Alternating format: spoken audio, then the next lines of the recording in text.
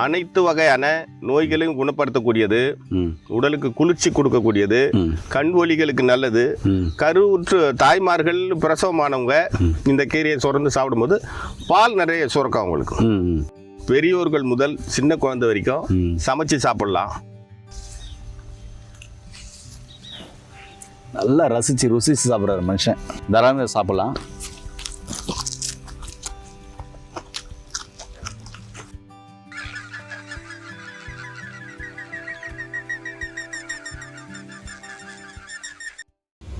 முனையமர நேயர்களுக்கு வணக்கம். நம்முடைய அருகில் மூலிகை பித்தன் மூலிகை சிகரம் ஐயா இருக்காங்க. எல்லா சத்துகளும் நிறைந்த ஒரு கீரை, குழந்தை முதல் பெரியவங்க வரை சாப்பிடலாமா? இது சாப்பிடும்போது எல்லா சத்துகளும் கிடைக்கின்றாங்க. அது என்ன மூலிகை? வித்தியாசமான மூலிகை சாப்பிட்டு காமிக்க போறாங்களா? அது என்னன்றது இந்த வீடியோவில் பார்க்கலாமாங்க. ஐயா வணக்கம். ஐயா வணக்கம் சார். ஐயா, ரெண்டு பேரும் இந்த கீரையை பத்தி நிறைய சொன்னீங்க. இது மூலிகை, இது காட்டுல கிடைக்கும்னு சொன்னீங்க. இந்த மூலிகை பேர் என்ன? இது எப்படி சாப்பிடணும்? எப்படி சாப்பிட்டா என்னென்ன நோய்கள் குணமாகும்? இது ஏன் எல்லா சத்துகளும் நிறைந்த கீரைன்னு சொல்றீங்க? ஆமாம் சார், இதுதான் மாயன் கீரைன்னு பேர். மாயன் கீரை. மாயன் கீரை பொதுவாக மாயன் சொன்னாலே சில சக்திகள் நிறைந்த ஒரு அமானுஷ்யத்தை தான் மாயன் சொல்லுவாங்க. ஓகே. அதனால் இதுக்கு வந்து எல்லா சத்தும் நிறைந்ததுனால மல்டி வைட்டமின் கீரைன்றதுனால மாயன் கீரைன்னு பேர். இந்த மாயன் கீரையை தொடர்ந்து சாப்பிடலாம். பெரியோர்கள் முதல் சின்ன குழந்தை வரைக்கும் சமைச்சு சாப்பிடலாம். உதாரணத்துக்கு நம்ம கூட்டாவோ பொரியலாவோ இல்லை வந்து ஒரு சூப்பாகவோ செஞ்சு சாப்பிட்டு கொண்டு வரும்பொழுது அனைத்து வகையான நோய்களையும் குணப்படுத்தக்கூடியது, உடலுக்கு குளிர்ச்சி கொடுக்கக்கூடியது, கண் ஒலிகளுக்கு நல்லது. கருவுற்று தாய்மார்கள் பிரசவமானவங்க இந்த கீரையை சுரந்து சாப்பிடும்போது பால் நிறைய சுரக்கும் அவங்களுக்கு. பால் இல்லாத தாய்மார்கள் இதை வந்து சாப்பிடலாம். வாரத்துக்கு ஒரு நாளைக்கு சாப்பிட்டாங்கன்னா நல்ல பால் சுரப்பு ஏற்படும். அப்பேற்பட்ட ஒரு அருமையான கீரை தான் இந்த மாயன் கீரை. இதில் மல்டி விட்டமின் நிறைய சக்தியில் இருக்குன்னு சொல்றீங்களே, அது எப்படி சொல்றீங்க? ஆமாம், இதில் வந்து பார்த்தீங்கன்னா மல்டி வைட்டமின் சத்து வந்து எல்லா சத்தும் நிறைந்து இருக்குது. காரணம்னா இதை வந்து எல்லா நோய்காரும் சாப்பிடலாம். உதாரணத்துக்கு அல்சர் இருக்கவங்க சாப்பிடலாம். அடிபட்டு கால் வீக்கமாக இருக்கிறவங்க சாப்பிடலாம், அந்த வீக்கத்தை குறைக்கும். பிபி உள்ளவங்க பிபி உள்ளவங்க சாப்பிடலாம்.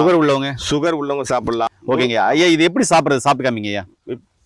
மூலிகை பித்தன் சாப்பிடுவோம். நம்ம நாட்டு முருங்கைக்கீரை எப்படி எல்லாரும் சாப்பிட்றாங்களோ அதே போல் இதை எல்லாரும் சாப்பிடலாம். அங்கு தடை இல்லை. அப்படிங்களா? ஐயா சாப்பிட்டு காமிங்கய்யா. சாப்பிட்டு காமிச்சு என்னென்ன டேஸ்ட் இருக்குன்னு சொல்லுங்க ஐயா. சாப்பிடுங்க ஐயா. சாப்பிடு. நல்லா ருசிச்சு சாப்பிட்றாரு மனுஷன். என்ன டேஸ்ட்டில் இருக்குது, எப்படி இருக்குன்னு சொல்லுங்கள். இது ரொம்ப அருமையான ஒரு கீரை மூலிகை. இது மாதிரி இயற்கையான மூலிகையை பற்றி தெரிஞ்சுக்கொள்ள நம்முடைய சேனலை கண்டிப்பாக சப்ஸ்கிரைப் பண்ணுங்கள். ஐயா என்ன டேஸ்ட்டில் இருக்குங்க ஐயா? இனிப்பு, புளிப்பு, துவர்ப்பு இருக்குது. நிறைய இனிப்பு, புளிப்பு தெரியுதுங்களா? புளிப்பு துவர்ப்பு தெரியும். ஓகே.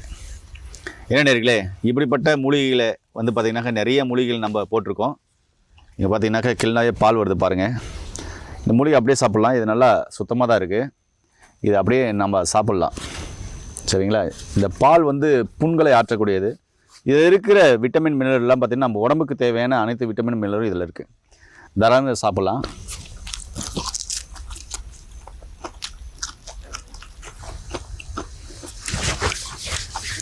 அம்மன் பச்சரிசி சாப்பிட்டவங்க இந்த டேஸ்ட் அவங்களுக்கு பிடிக்கும். அதே டேஸ்ட்டில் தான் இருக்குது.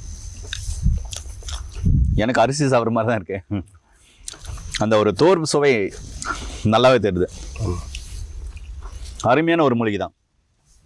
என்ன நேர்களே, சாப்பிட்டு பேசுகிறேன், அந்த டேஸ்ட்டில் இருக்கு. மீண்டும் இன்னொரு அருமையான பதிவில் உங்களை சந்திக்கும் வரை உங்களுக்கு விடைபெறும் குடும்பத்தில் ஒருவனாக உங்கள் அன்பு சொன்னார்கள். நன்றி, வணக்கம். வணக்கம் ஐயா.